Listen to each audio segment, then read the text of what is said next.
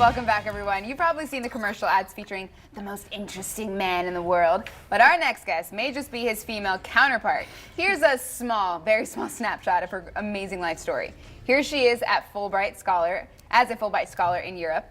Here she is in Rwanda, where she traveled as a human rights attorney looking into violations. And in this one, she's visiting a Maasai tribe in Tanzania talking to artists and jewelry makers. The former human rights attorney and scholar has been designing jewelry for decades. We could go on, or we could just let you meet her and show you a little bit of the jewelry that obviously we're wearing today. So please welcome the founder and chief designer of Aria Isha, a celebrity favorite, award-winning brand of jewelry, Priyanka Murthy. Welcome. Thank you. Welcome to the Super chat. exciting. Thanks. All right, so you've accomplished a lot for someone, because she told me earlier she's a millennial, so no more of that millennials are lazy, okay? The older millennial. Not true. So I mean, what do you attribute so much of the success that you've had to? Well, I'm an immigrant. My parents, I was born in India, and then we moved here, and my parents, are entrepreneurs, so they are very driven, and I watch them be driven. So there's definitely the nurture part of it. And then I think there's a little bit of a nature part of it. I always tell people I'm very impatient. And I have to slow down, but sometimes impatience is what, the internal impatience is what kind of propels you forward. I hear meditation works for that really well. So. I've tried doing the meditation. Didn't work. We do a meditation line. I think I did it wrong because I always did it wrong? I focus on seeing. I close my eyes in the morning, 5 minutes, and I sit there and I picture my 9.5-month-old son's face. But I didn't. Yeah, I know. Right? Yeah. But I didn't know I was supposed to focus on my breathing. Yeah. So I need to do that. Try it again. Try it again. Try again tomorrow. Maybe I need to focus on my breathing. Yes. Let's focus on your jewelry Okay. designing Yeah, let's business, do that. because that's I'm the always most into that. important here. I mean, you've brought us beautiful designs today that we've been allowed to wear. You're We are so fabulous. excited about Oh, it. But tell you're us, amazing. so why did you end up starting your jewelry design business? Well, I have been, like I said, my parents are entrepreneurs. They have their own wholesale jewelry business. So I have been helping them in designing jewelry for years.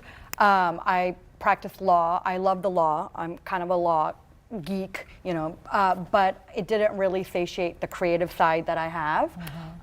So I launched this line about 2.5 years ago. I had been designing, informally for decades. And then I launched this line.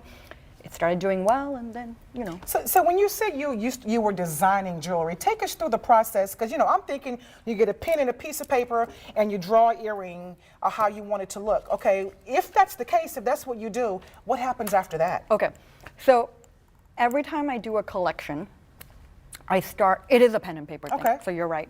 But I start with what I would say is like an anchor piece. So like the piece that I'm wearing is one of my first designs, and it's still one of the most popular wow. designs I have. gorgeous. It was in February issue of Vogue.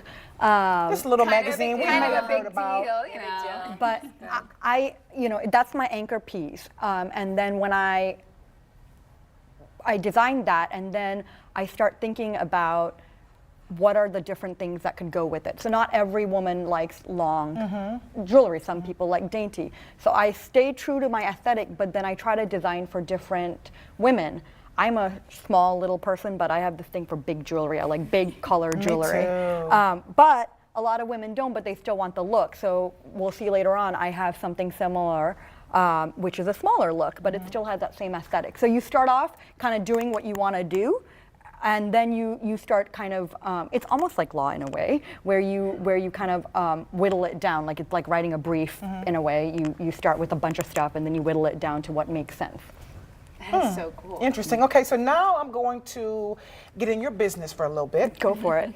So your boo Yes, my boo. Your boo is a cardiologist over at St. Vincent's Oh, I thought you were Healthcare. meeting the little one. Okay, yeah, yeah. No, Oh, yeah, the big big boo. Oh, yeah, the the big one. The original boo. The original. The OG. Yeah. So your boo, your bae, Yeah. he's actually a cardiologist here in town at St. Vincent's. He is. How did the two of you meet? Okay. So What had happened was, It's gonna be great. I was in my second year of law school at Northwestern in Chicago. He was in his second year of residency in internal medicine. And a friend of mine, and don't judge me, I went to debate camp when I was younger. Oh. From debate there's a whole camp for debating? Yes, there is. Like band camp from American Pie. Like this you one know, time? Like one time at Band band camp. camp? Yes. Yeah. One time at debate camp. So one of my friends from debate camp, I ran into her in Chicago, and she invited me to a club at a party thrown by her senior. So I'm not a club person, but I went, and it was 2008, which was a big election year in Chicago. So I went there, and then she introduced me to all her friends. There was this one guy who was kind of hanging back in the background, acting like he didn't see me.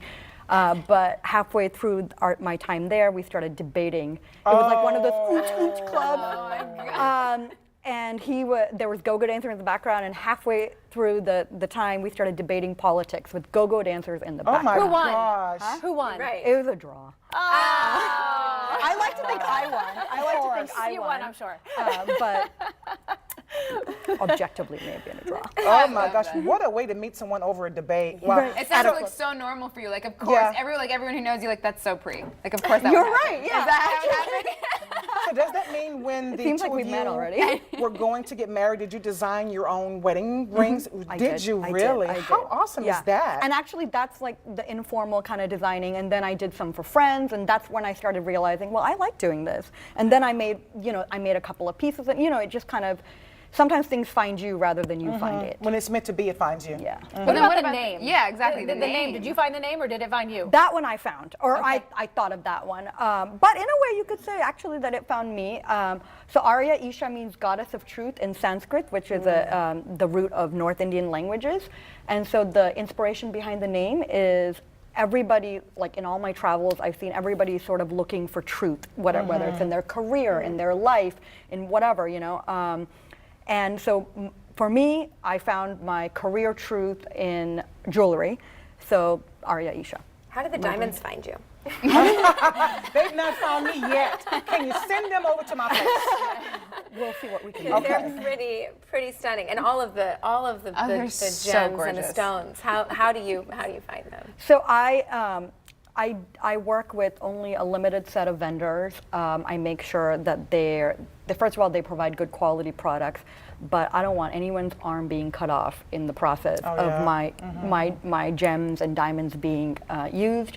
So there's different mechanisms whereby you can assess the ethical nature of the sources and the products or the stones that you're buying. So there's ways to do that, and I follow that, and I make sure. And like I said, we have a very limited group of vendors that we use for stones. Another thing is I try to go directly to the source. So I have tanzanite that I got from Tanzania, because then you see kind of what's going on and you can actually like see it. So as much as I can, I try to do that. Really quick, we gotta go, but I need for you to run down the list of celebrities that you've worked with that's worn your pieces. Gosh, okay. Clara Danes, Jennifer Lawrence, Julia Roberts, Sofia Vergara, I mean, Carrie seriously. Underwood, Cindy Crawford. I love Pretty Woman. Oh my God. I've seen Cindy Crawford. yeah. Lupita Her pieces. Nyong'o. They're Lupita beautiful. Nyong'o, oh yeah. Oh, I love Lupita. This is insane. Jordana Brewster. This is your resume. Like, this is crazy. That is your Yeah, these amazing yeah. celebrities have worn your pieces. Congratulations That's to so you. I think exciting. you're Yeah, awesome. congratulations. All right, well, she's not going anywhere just yet. In a bit, she's going to show off a few of her top jewelry designs. But in the meantime, if you want to learn more, you can see all her designs on the website, aryaesha.com. And from jewelry to clothes, right after the break, Adrienne Houghton is breaking all the old rules that we've ever heard about wearing white. Don't miss the tips when we come back.